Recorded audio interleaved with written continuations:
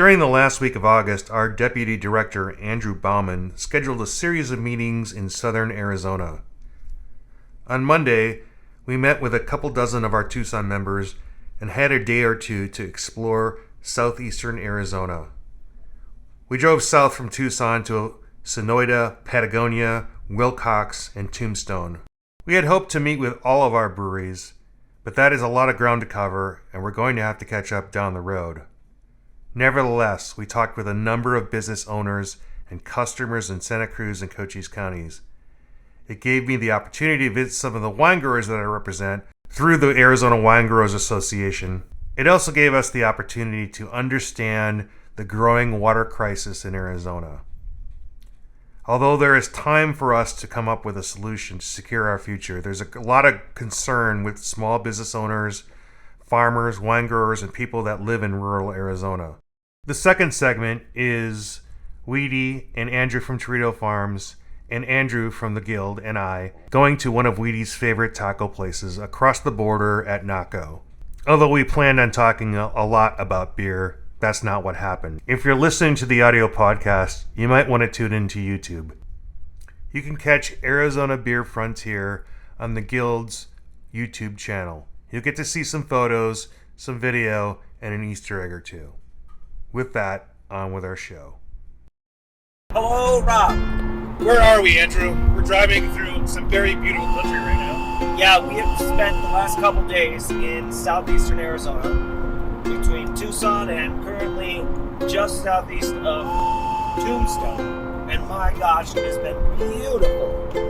So did you drive this way from our last rendezvous point at Hobson, or the meeting room? The meeting room. Did you drive on this piece of road right here, or did you go the other way? Do you remember driving on this road? I will say this whole place looks beautiful.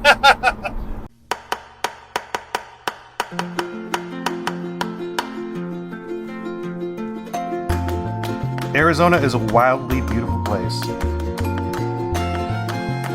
brimming with over 100 brewing companies. I'm Rob Fulmer, the Executive Director of the Arizona Craft Brewers Guild. I'm joined by Deputy Director Andrew Bauman. Together we cover the state, bringing you the best of what's happening at our breweries and beyond. Welcome to Arizona Beer Frontier.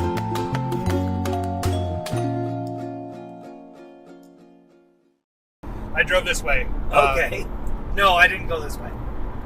Because you identified the Maverick Mall as my gas stop, which is hilarious. Well, I've been out there a few times, and every single time I stop at that place that has an entire section of their convenience store dedicated to Arizona wine. Well, also, saddlery and mining equipment and horse, accoutrement. You have never gone to the diner next door, though, and I might say I have. Oh, yeah? It's been amazing. Yeah, it's a cool little place. It is a cool little corner Maverick Mall. So, I want to say yesterday, yesterday during the day, we went and had a meeting with some of our breweries in Tucson at Pueblo Vida, and we had a great turnout. I want to say 25, 30 people there, maybe? Sounds right. Maybe 25. And you decided to go camping. I decided to have an Airbnb experience at Dos Cabezas has an Airbnb.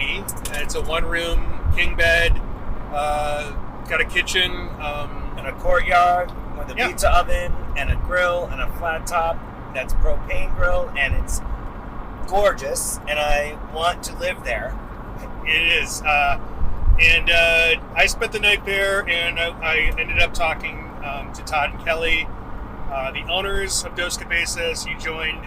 We talked a little bit about water issues. There is a concern here, as there are in other parts of the state, that we are going to have a water problem, and it is surfacing here in a very highly agricultural zone. If you don't really pay attention, you might miss that there are gigantic dairy farms this way. There are pecan groves. There are fields of corn, but also grapes. And, a lot of the grape growers are smaller, and they're concerned that this movement to sort of have a zone could impact them negatively. And some others feel that that is a step in the right direction. When I was at the Tombstone bar, the two persons I was chatting with went to the meeting today. Oh. Yeah, a different meeting than the one we're talking about. And what was the result of their...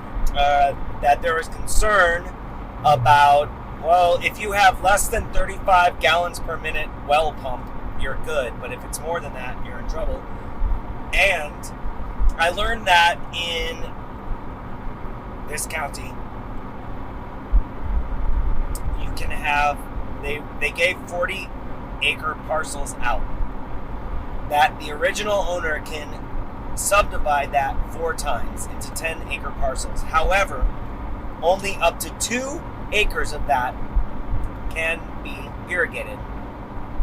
So, that is the current standing for small parcels. However, what they're trying to accomplish is to more broadly affect large water users. So, currently, there is no limit. The proposal is 35 gallons per minute, hour, I don't know, are not going to be affected. Over that will be affected, i.e. giant farms. There's a farm out here between Sonoita and Tombstone that has over 300 different wells on the property. They would be affected. Yeah, so do they need 300 wells for what most people do in Arizona as small farmers? Or this is not a small farmer situation. Yeah, no. So I guess there's if I could sum this up, there is a disparity between very large corporate farms, small producers, people who have land who expected to grow that over time, and they're wondering if they need to take advantage of this now in a maybe perhaps reckless fashion to claim their water acreage. And there was a gentleman at the meeting today who purchased land in order to expand his vineyard, who is obviously concerned about the opportunity that may or may not present itself in the future, because 15 years ago he bought this land and it's been sitting there, and now he's ready to go, and it looks like maybe he can. Yeah, and then there's general consumers, and I don't know about you, Andrew. I think that I could be charged more for water. I think I should. I have a pool. I should probably pay more. Water. The price of water is based not on the scarcity of it. It's based on how efficiently your water company can deliver it to you. And so this is probably the first of a lot of upset and discussion and feeling uncomfortable, not knowing what the future is. So I don't know. So I'm here trying to understand this for the Wine Growers Association, and also what the future breweries are, because rural breweries are going to have a problem with this. And I know a couple of years ago, we saw some of this in Prescott Valley and so on. But the purpose of our trip is to reach out to our breweries. I'm also here trying to get breweries and wineries together and have an understanding of what the future of this area is, because this is a bellwether for the rest of the state, especially rural Arizona. And in the meantime, we also had a meeting and we met with Andrew from Tirrito Farms, and I went and saw their place, and it's spectacular. If you need to look at an earlier episode, Andrew talked about it. Our Andrew, and so many Andrews. Weedy from Tombstone, and now we're driving to Bisbee. Well, these water concerns definitely affect Tirrito Farm. I read an article today about a neighborhood in just outside LA in California where They are now only allowed to water their lawn on Tuesday or Thursday, depending on the number of their address, even or odd, and that they have inspectors going around and sending out citations or warnings. And if you get 3 warnings, they put a restrictor on your meter, which only allows 1 gallon per minute versus 35 plus. So it would be like you could take a shower, or you could wash your clothes, or you could run the dishwasher. And it seems like that's kind of where everyone is heading right now, in that usage is so high. Saying that residential can't have an impact is not true. Residential can have an impact.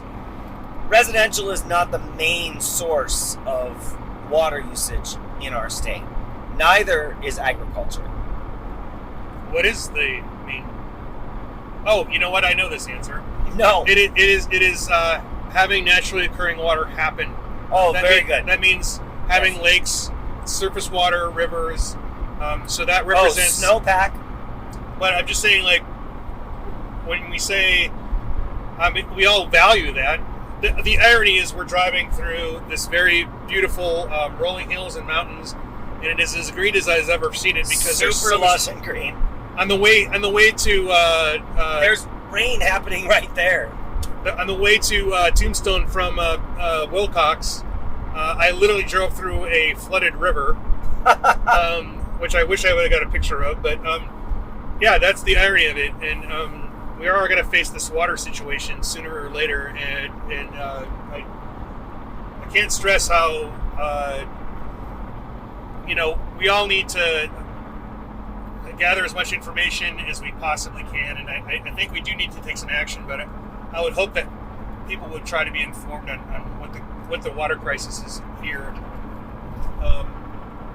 But nevertheless, we are going to Bisbee because we are going to be escorted across the border by a famous border crosser named Weedy Weednthal. And we're going to have tacos. It's true.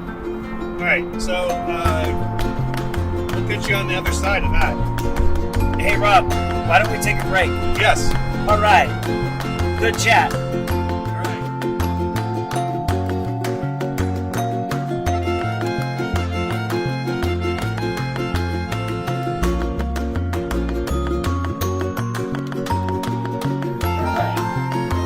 Great. So we're starting. Where the hell are we, Weedy? Right on. And what is this? I feel like that light is like just been turned on for our benefit,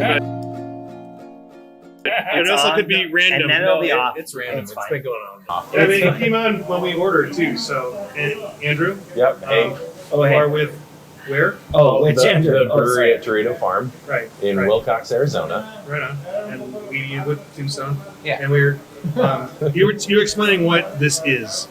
Yeah, Patagonia. It's a smoky mezcal. It's a mesquite smoked. I think we should just dig in here. Just drink Yeah, it. really. I'm not much of a shooter, so I'm gonna sip mine. But if you guys are shooters, go for it. It just depends. You know. Salud. Yeah. Salud. Salud.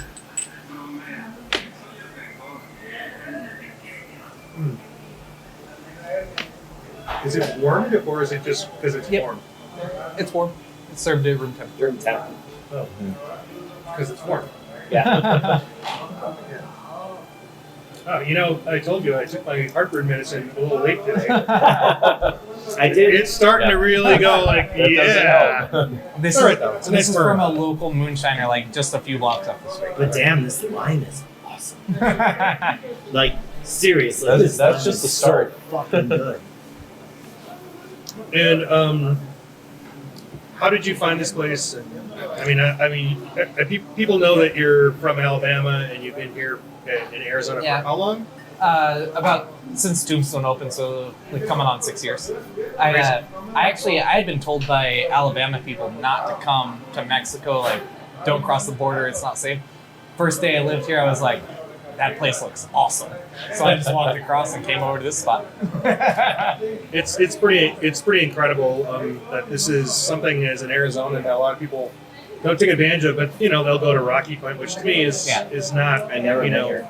It is that is an experience. It's not the same experience. Yeah, it's This weird. Is, like, this is people living every day. yeah, so like in this area, I live in Bisbee. This is Naco. We have a lot of kids that have their addresses on the U.S. side. They have their addresses on the Naco side. They go to school in Bisbee, so we have a lot of intermingling. It's a true border town, and the community really mingles from the U.S. side to the Mexican side. So to me, like, I don't know if I really experienced real Mexico. This is, to me, like where I've been, but Sure, it's a very authentic experience for me because it's not a tourist town. It's just how we live with each other. Yeah. no, that's a great point because there are many different. I mean, it'd be like saying, "Oh, I went to New York City, so it must be exactly like Right. Alabama." Right. My mom is Korean, but my mom is definitely like country folk Korean. Because like when people ask me what we're eating, I'm like, I have no idea because it doesn't translate to what I know about American versions of Korean food. That kind of thing. Gracias. Gracias. All right. Spicy. Spicy. So spicy, I don't want to eat it. I'm just gonna put this down right here. Yeah. All right, so if you were being serious about the lime, like tasting incredible, try the cucumber. Like, it's different. It's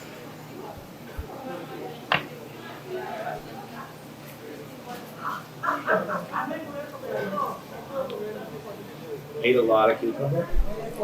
I'm pretty good at that. so to me, like, What? this tastes like cucumber, but it's like 3 times the cucumberness. I like the lime on the cucumber. It's like lightly salted, maybe. I don't know.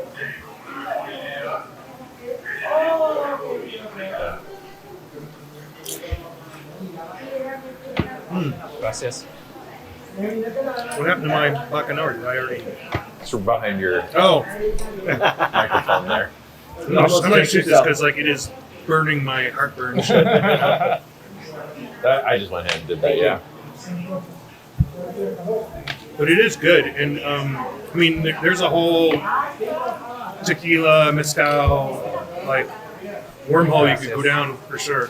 No pun, but Yeah, the thing that I like about stuff like this Bacanora is that, so like you think about the mezcal family, which includes tequila, there's so much variance within it, and this particular Bacanora is specific to the one distiller that happens to make it a few Right blocks down away the from street, here. yeah. So yeah, this is like, I think this is actually, you can taste the variance in the batches. He's a small batch distiller, so to me this is a particularly good batch. I had it the other day and I was like, I can't wait to get back and have it again. I'm glad that I got to have this one. I mean, the smokiness is really what drives it for me. Yeah. Which is a is a flavor that human history doesn't like most of human history. Like smoke was up always in everything. So yeah. So now why it's aren't like smoky beers more popular? well, this is funny because I'm a big fan of John Hall and his resurgence of this week in rogue beer, like which is started out as a joke, but I forgot about that. I haven't followed that in a while. he's I guess we're sort of a little bit friends, so like I have to go out to New Jersey to do a pod with him, but That's awesome. no, I mean, but by the way, if you ever head to the East Coast, he's so accommodating and like depending on which show he puts you on. Augie Carton from Carton Brewing is like a guy that I know you would get along with and appreciate because he started out as a wine person, and he's just a flavor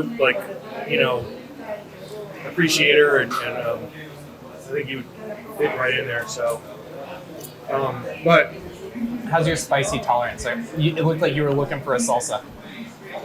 Yeah, no, my spicy tolerance is real good. Okay. Also spicy. I do also. spicy. Is this tomatillo? Because I love tomatillo. Yeah, fresh tomatillo. And what is that? That's tomato, green pepper, garlic. It's very heavy on the garlic. It's Aha. good. Like, Yeah. yeah. That looks good. That one's mild.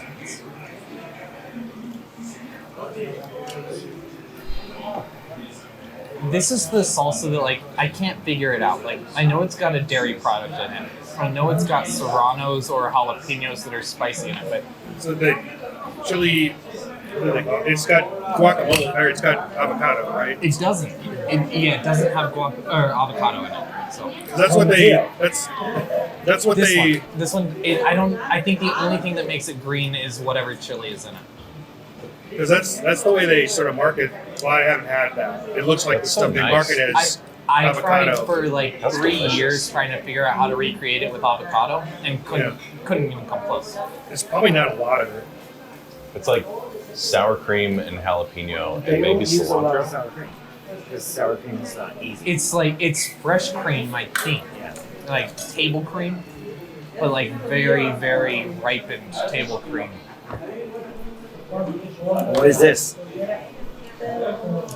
That one, Delicious. yeah. I've always assumed that that's like some kind of like house-made mayonnaise with avocado. Only because like it doesn't have any heat at all to it. So weird. Yeah.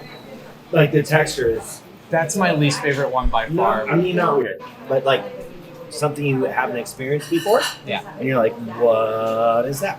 I try it every time I come. I don't like it, but I'm intrigued by it. Yeah. I actually like that one quite a bit. Yeah. This one? Caitlin loves that. I like it's that. just not my thing. It's a little earthy. What's that? This one. Habanero and carrot. Yeah, that's kind of a kick in the pants. I do make habanero carrot salsa at my house. Nice.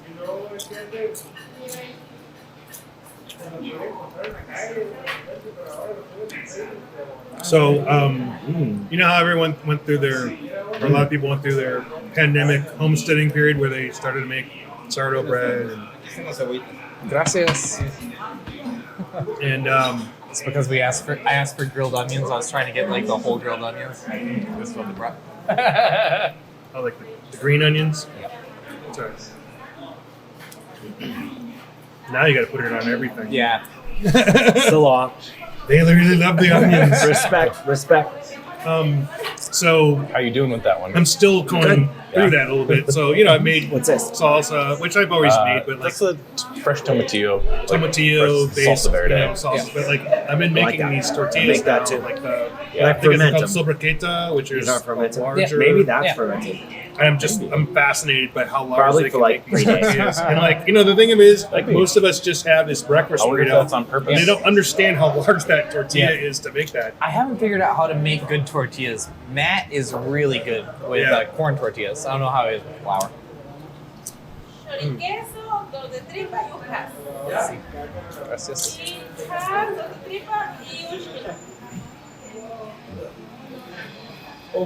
Dos tripas. Sorry, it's the dose I missed. So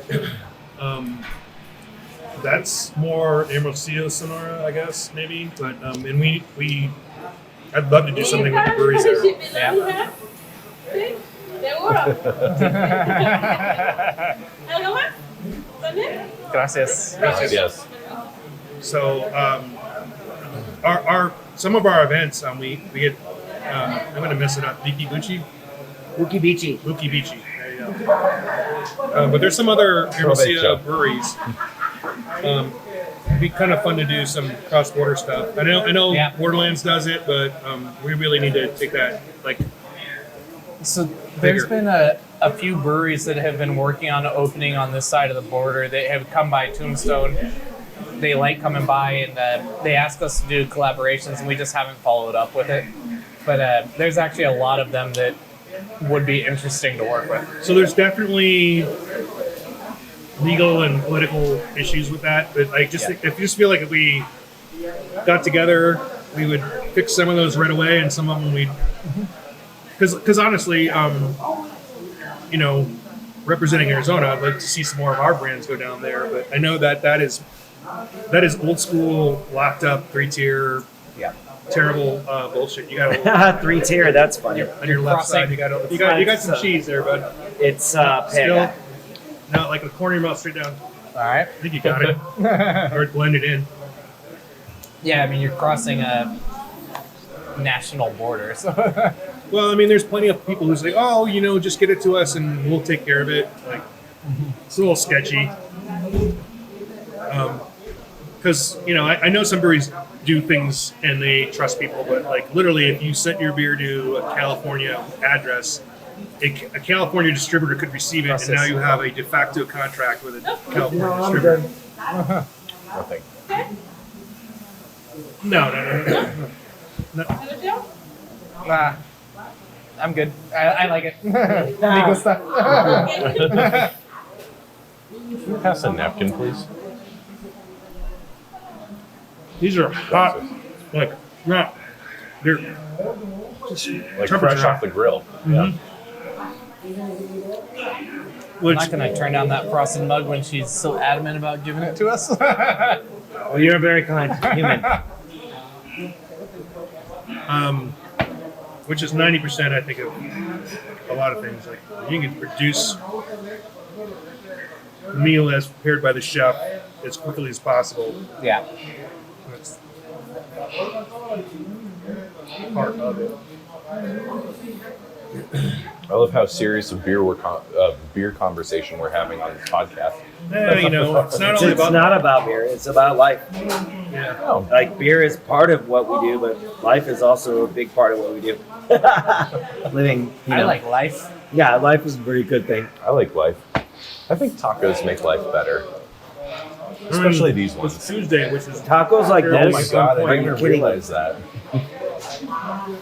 Taco Tuesday. So you don't get into the tripas. That's what, you got the tripas there. Yeah. Have you had tripas like that in Phoenix or Arizona? Or no. it's like the thing I always talk about is like No. I can't find a place that gets them crispy and flavorful. I can find a place that gets them flavorful, So good. but this place, they're both. It's, You know, there is the. It's not a theory; it's established that sometimes when you order calamari rings, it is basically tripa. yeah, I'm good with that. No, but I mean it's. It's just saying it's very similar texture. That actually makes calamari a little more appealing. Yeah. Yeah. No, this is excellent, and thank you. 'Cause, it's so you asked like what I mean. When we have our show is like no, there's not a lot of beer value here, like because we were talking about whatever, but like it's okay. The music in Madison. No, Where's the beer value? no, It doesn't matter. Doesn't So, matter. I'm glad you acknowledge it, but it doesn't matter. It is about experiences, and more and more, it's like anybody can make any beer, any style, anywhere, anytime, including historical styles. But how does it matter to us living in Arizona?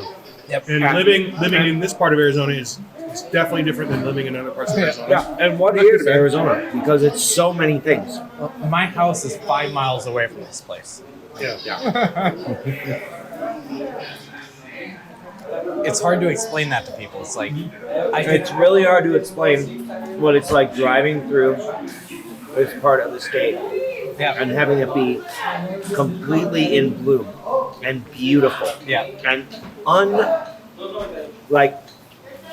The someone said like Texas Hill country.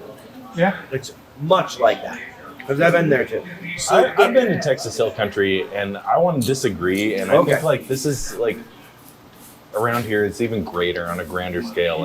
Like the Sky Islands, like just big Oh, sure. mountains, really, just in your face. And that you don't really get that in the Texas Hill Country. There is a lot more mountains. No, it's definitely a wide variety, but that is that is what I would say is part of the drive. And I told you, like when I came out to Tirrito, I said there's a part in Texas Canyon that looks like the drive to San Diego because it's this sort of bare mountain with these exposed rocks, and it's very similar. I guess the difference between here and Texas Hill Country is like there's some cattle there that it's just not as developed. I guess I don't know, but it's only part of it. There's grasslands here that are I mean, it's called Patagonia for a reason. I mean, it's very similar to Chile, Patagonia, in terms of being this. I think it's really funny when, like, people think about Arizona. Like, you obviously think about Phoenix, with the population of Arizona is something like 8 million people, 5 million people in the Phoenix metro. 7.5 and 6. Yeah. Okay, I was close enough. I mean, it's crazy how centralized that population is, and then 500,000 in Tucson. Yeah, but to So me, you take 7, take it to 6, make it 500, and then there's 500 in the rest of the entire state, the sixth largest state in the it's nation. actually funny to me, like, just my personal experience having moved here with no experience of Arizona. It's like, this feels like real Arizona to me when you're up in these mountains like this. And like, when I go to Sedona and when I go to Flagstaff, that still feels like real Arizona. Phoenix feels like it's a thing of its own. Like, It is kind of its own monster. It's domesticated in Phoenix, and like, it's a, I don't know. Most people who come to Tombstone will take the I-10 in the low desert, which is not the prettiest desert, and they'll go to Tucson and we'll take the interstate as much as possible, but they're really missing out on the best part of the state. You got to take the back roads. But yeah, I mean, definitely Phoenix is kind of forced. There's a whole political reason why it's the capital and why it got to be the biggest city. But Think about the tragedy of Route 66. yeah, And I mean, equate that to what happens down here. You take I-10 straight across, you don't even see anything. You just blip. Well, and Highway 80 down here is almost as historically significant as Route 66. Yeah. for sure. We got historic Route 80 goes down. It's another corridor that went all the way from the west to the east. Yep. Yeah, so Phoenix is, Metro Phoenix is, Phoenix proper has more square miles than LA proper. And we have the population of Philadelphia. That's staggering. It's spread out, but it's built around the automobile. And that's, so you don't get the same scale. And like, you know, we tore a lot of the stuff down that used to look like the rest of Arizona. But, you know, it is what it is, man. Well, as far as major cities go, traveling through Phoenix is way more convenient than traveling through Chicago, Boston, New York City. Even Denver. Yeah. It has the best urban airport in the country, meaning you can land in the city of Phoenix and be, you know, in the heart of everything that's, you know, transportation hubs on your way to somewhere else in minutes, you know, as opposed to Denver or other places where the airport's out there. And like, you could be at Walter Station, Wren House, Phoenix Beer Co. in like 10 minutes. Get off the plane, you could be having a beer in a brewery in literally 10 Or minutes. Tombstone North. 15, I'll give you 15. Aren't we closer than Wren House? They gotta take it out of a jury. I don't know. You guys are really close to that airport. Yeah, we're really close to the airport. Everybody's close. That's the point. A lot of people are close. That's what I love about. I mean, I do love Phoenix. I really do. But I love. If Phoenix was a little bit less hot, it would probably be the greatest city in America. Well, you know, there'd be 3 or 4 more million people living there. Right. So take that with a grain of salt. Man, we have 7 salsa options and a pico option right here. I don't know. It's amazing. Insane. And they're all great. And They all taste I'm on so my good. third taco and it still burn your mouth hot and warm. Yeah. Yeah. Weedy's over here powerhousing through 4 tacos. I'm gonna order more. Let me get through this last tripas and see if I might join you.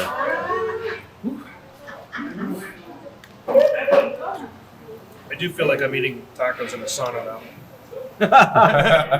now. Welcome. You are.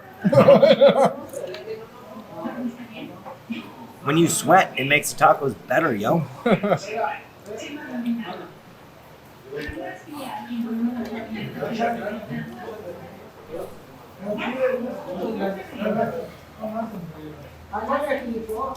This is like just endorphin sauce. The whole meal is really, it's just that good. Camera's too hot. It's shutting down. Longest time I love I the came last here. conversation it got was about it being I know. The longest time I came here twice a week. Now I'm down to like 3 times a month probably. The cooling properties of it. Work is This bullshit. doesn't get old to me. Like I cannot figure out how to make tripas that taste as delicious as this.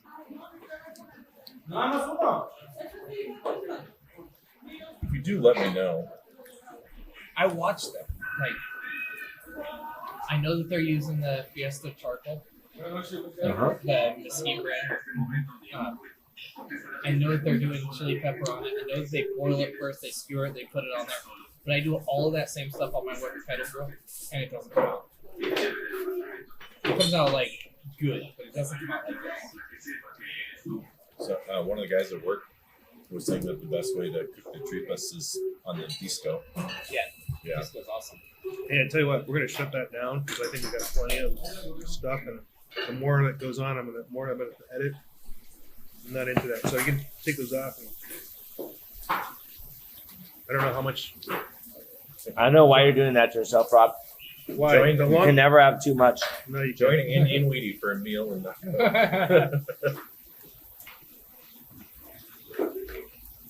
We need to get this down to like 30 minutes tops, and it's gonna go like 50, and it's gonna be Actually, don't think we gave you a whole lot to work with. no, it's good enough. You're I wrong. think we literally just talked about tacos. You're absolutely wrong. You gave us everything to work with. What are you talking about? Yeah. Check out this knife that he's using. The guy in the bakery. It's like a 14-inch. I think it's like a wavy chef. There's been like a lot of social media going around about like cutting an onion and the way they cut the onion in their hand. It's crazy. Crazy. It's like a whole onion, cut it like this, and then shave it off, and then recut it and shave it off, and then like have this little piece. Like, I've seen that. That was- yeah. I guess I just don't get out much. I don't know. Tripas. So good. I'm totally giving another one. It's very crunchy. Crunch, crunch. That's part of the appeal. Yeah. That's what makes it so good. Yeah. I guess one thing to be aware of is that the border closes at 10. Wait, what? The border closes at 10. It's like what, 7 o'clock? What do you do? Then you fall. 7:40. What? Then you have to sleep here? Or you hitch your ride to AP and then hitch your ride back to Bisbee. I can't sleep. I can't sleep in this place. I mean, I would, but I don't think they're into that. Oh, they'd let it happen. Well, then I'm good. So what you're saying is, how many tacos can we eat until 10? That's what you're saying? It's quite a bold move. I got one. I think I can probably do one to 2 more. Oh no, I'm gonna get through this. yeah, I gotta get I just didn't. This is me. I did eat a lot today. Like a lot. Yeah. Way more than normal.